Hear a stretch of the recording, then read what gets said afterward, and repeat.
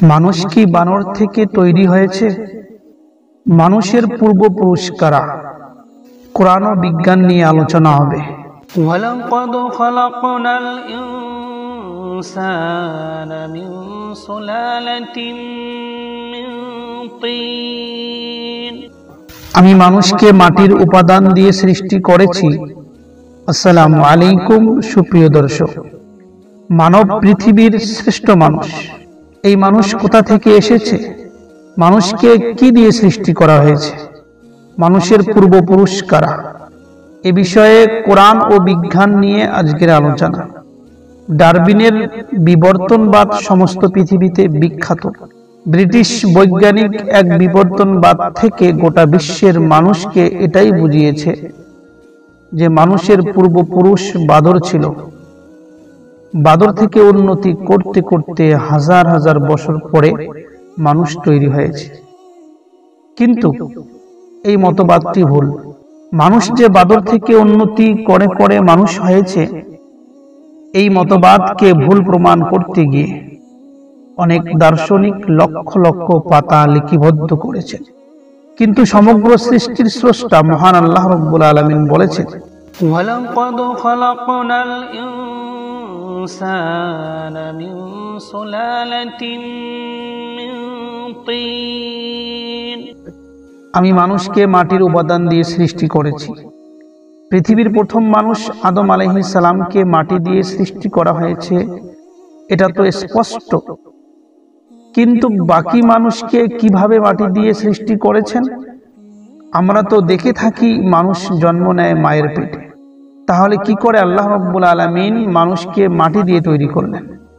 আল্লাহ রাব্বুল আলামিন যখন আসমান থেকে বৃষ্টিপাত ঘটান, তখন মাটি নরম হয় এবং মাটির ভিতরে বপন করা বা প্রাকৃতিক যে উপাদান থাকে সেগুলো মাটির অন্তর্ভুক্ত কিছু উপাদান মিলিয়ে, যেমন কার্বন, লোহা, অক্সিজেন, ক্যালসিয়াম ইত্যাদি, এই ধরনের উপাদান মিলিয়ে সেগুলো ফুলের আকৃতি নিয়ে মাটির উপরে ভেসে ওঠে। আর সেগুলোই পরে মানুষের খাদ্য হয়ে মানুষের মুখের রাস্তা দিয়ে পেটের মধ্যে যায় এবং সেই খাদ্যগুলোই মানুষের রক্ত মাংসে পরিণত হয়ে যায় এবং সেখান থেকেই পিতার শরীরে বীর্যের আবির্ভাব হয়, যেটা পরবর্তীতে একজন নতুন মানুষের জন্মের কারণ হয়ে দাঁড়ায়। এসব কিছু মাটির দ্বারাই হয়ে থাকে। তাই প্রকৃতপক্ষে মানুষ মাটি দিয়ে সৃষ্টি এবং মৃত্যুর পরে মাটির মধ্যে আবার মিলে যাবে এই মানুষ, যার দিকে ইশারা করেছেন মহান আল্লাহ রাব্বুল আলামিন। মিনহা খালাকনাকুম ওয়া ফিহা নুঈদুকুম ওয়া মিনহা নুখরিজুকুম তারাতান উখরা। আমি তোমাদেরকে মাটি থেকে তৈরি করেছি এবং মৃত্যুর পরে তোমরা মাটির মধ্যেই ফিরে যাবে এবং ওই মাটি থেকেই তোমাদেরকে দ্বিতীয়বার জীবিত করা হবে। মাটি যেহেতু পানি ছাড়া কিছুই তৈরি করতে পারে না, তাই মহান আল্লাহ রাব্বুল আলামিন মানুষের শরীরের মাঝে পানির বিশেষ একটা অংশ রেখে দিয়েছেন, যেটাকেই ঘোষণা করেছেন মহান আল্লাহ রাব্বুল আলামিন। ফালইয়ানজুরিল ইনসানু মিম্মা খুলিকা মিম্মা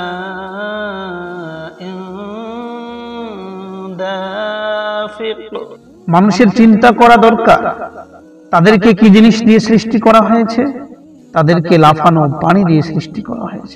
একজন সুস্থ সবল পুরুষের শরীর থেকে একবার যে বীর্যপাত হয়, তার মধ্যে 4 থেকে 5 কোটি কণা বিন্দু থাকে। আর মহান আল্লাহ রাব্বুল আলামিনের কুদরত দেখুন তো একটু। তিনি এই 4-5 কোটি কণার মধ্য থেকে একটি কণাকেই ডিম্বাণুর ভিতরে প্রবেশ করান এবং সেখান থেকে একটি শিশুর জন্ম হয় এবং বাকি সমস্ত বীর্য কণার সমস্যা সমাধান করে দেন মহান আল্লাহ রাব্বুল আলামিন। বিষয়টা স্পষ্ট হয় মহান আল্লাহ রাব্বুল আলামিনের এই আয়াত থেকে। সুম্মা জাআলনাহু ফি করারিন মাকিন। তারপর ওই নোংরা এক বিন্দু পানিকে একটি সুরক্ষিত জায়গার মধ্যে রেখে দেওয়া হয় এবং এই এক বিন্দু পানি মায়ের পেটের মধ্যে সুরক্ষিত হয়ে যায় এবং কিছুদিনের মধ্যেই এই পানিটি একটা মোটা উপাদানের মধ্যে পরিণত হয়ে যায়। আল্লাহ রাব্বুল আলামিন বলেছেন, فخلقنا العلقة مضغة তারপর আমি ওই পানিকে একটি জমাট রক্তে পরিণত করি এবং এই জমাট রক্তটি আস্তে আস্তে বৃদ্ধি পেতে থাকে ও এই জমাট রক্তটি একটি মাংসের টুকরো হয়ে যায়। আল্লাহ রাব্বুল আলামিন ইরশাদ করেন, তারপর আমি ওই রক্তের টুকরাকে মাংসের টুকরা বানিয়ে দেই এবং এই মাংসের টুকরোটি আস্তে আস্তে একটি হাড্ডিতে পরিণত হয় এবং ওই হাড্ডির উপরে আল্লাহ তাআলার হুকুমে মাংস বাড়তে থাকে আর আস্তে আস্তে সেই হাড্ডির টুকরোটি এবং মাংস মিলিয়ে একটি সুন্দর মানুষের রূপ ধারণ করে। আল্লাহ তাআলা ইরশাদ করেন, হুয়াল্লাযী ইউসাউইরুকুম ফিল আরহামি কাইফা ইয়াশা লা ইলাহা ইল্লা হুয়াল আসীসুল হাকীম। তিনি ওই সত্তা যিনি তোমাদেরকে মায়ের পেটের মধ্যে সুন্দর আকৃতি দিয়ে তৈরি করেছেন। তিনি মহাপরাক্রমশালী এবং প্রজ্ঞাময়, তিনি ছাড়া কোনো উপাস্য নেই।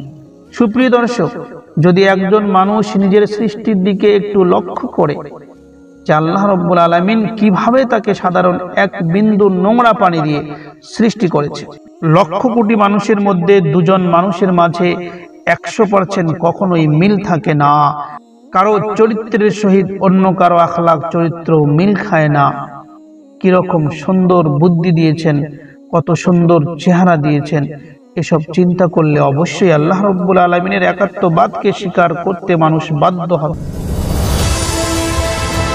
সারমর্ম আলোচনা। মহান আল্লাহ রাব্বুল আলামিন মানুষকে মাটি দিয়ে এবং মাটির উপাদান দিয়ে সৃষ্টি করেছেন।